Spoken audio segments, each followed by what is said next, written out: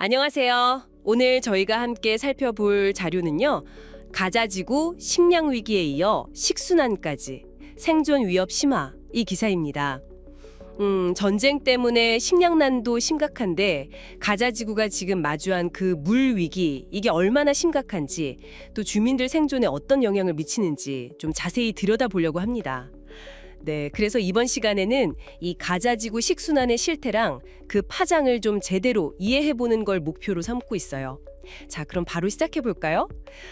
기사를 보면요, 분쟁이 길어지면서 이 깨끗한 물 공급 시스템 자체가 거의 마비된 게 핵심 문제라고 하네요. 구체적으로는 정수시설이 파괴되고 또 전력 공급마저 끊겨버리니까요. 안전한 식수를 구하는 게 거의 불가능한 상황이다. 뭐 이런 얘기죠. 아, 정말 상상하기 힘든데요. 네, 맞아요.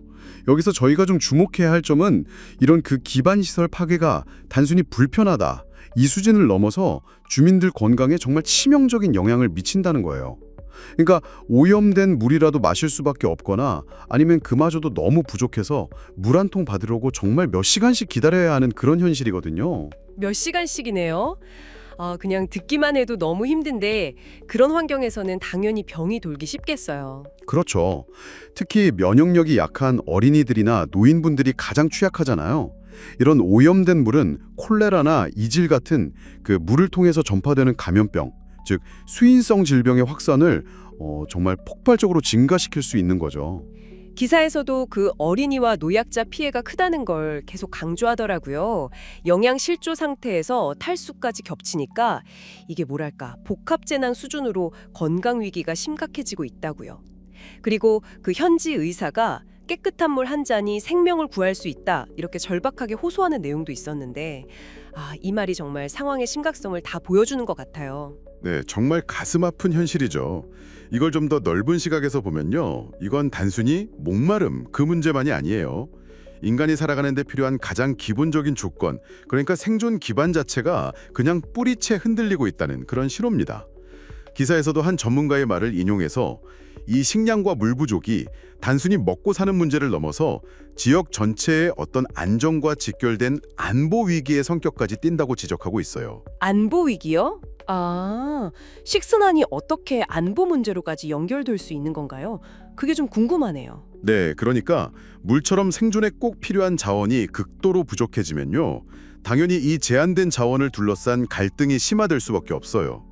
누가 이 물을 통제하느냐, 이게 곧 권력이 되고 이게 기존의 갈등을 더 키우거나 아니면 또 새로운 분쟁의 불씨가 될 수도 있다는 거죠. 이게 바로 기사가 말하는 안보 위기의 좀 중요한 측면일 겁니다.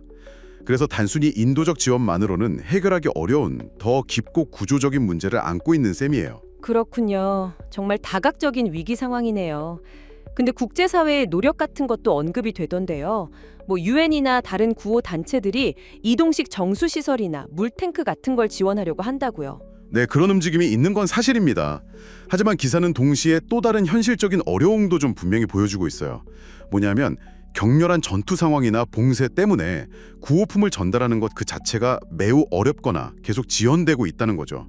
그러니까 국제사회의 우려나 지원 의지가 현장의 사람들에게 실질적인 도움으로 이어지기까지 넘어야 할 장벽이 너무 높은 거예요. 안타깝죠?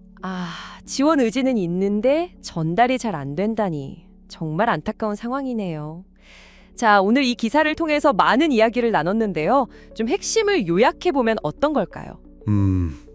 가장 중요한 건 가자지구의 물 위기가 분쟁으로 인한 그 기반 시설 붕괴의 직접적인 결과라는 점, 그리고 이게 주민들의 생명을 즉각적으로 위협하고 있다는 점이에요. 그리고 또 이것이 기존의 그 심각한 인도적 위기를 더욱 악화시키는 결정적인 요인이 되고 있다는 거고요. 결국 뭐 하나 해결된다고 끝나는 게 아니라 모든 문제가 서로 얽히고 설켜서 상황을 더 어렵게 만드는 그런 악순환 구조네요. 맞습니다. 기사에서도 앞으로 국제사회가 얼마나 빠르고 효과적으로 대응하느냐, 이게 사태 해결의 중요한 분수령이 될 거라고 전망하고 있거든요. 근데 여기서 우리가 한 걸음 더 나아가서 생각해 볼 지점이 있다고 저는 봐요. 어떤 점일까요? 이런 분쟁이라는 극한 상황 속에서도 물처럼 인간 생존에 정말 필수적인 자원은 과연 어떻게 보호받아야 하는가?